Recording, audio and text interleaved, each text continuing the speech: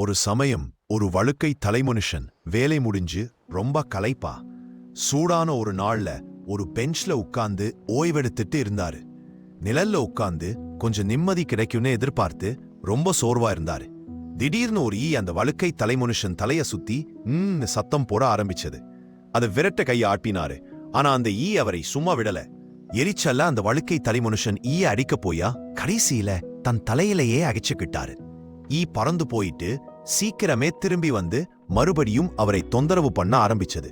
இப்ப அந்த வழுக்கை தலைமனுஷன் ஈய அடிக்கிறதை நிறுத்திட்டு தனக்குள்ளேயே அமைதியா சிரிச்சுக்கிட்டாரு. அதுக்கு பதிலடி கொடுத்தா தனக்குத்தான் அதிகமா வலின்னு அவருக்கு புரிஞ்சுது. ஈ அவரை சுத்தி சத்தம் போட்டுச்சு. ஆனா அவர் அதை கண்டுக்காம இருந்தாரு. அதனால மறுபடியும் நிம்மதியா உணர்ந்தாரு.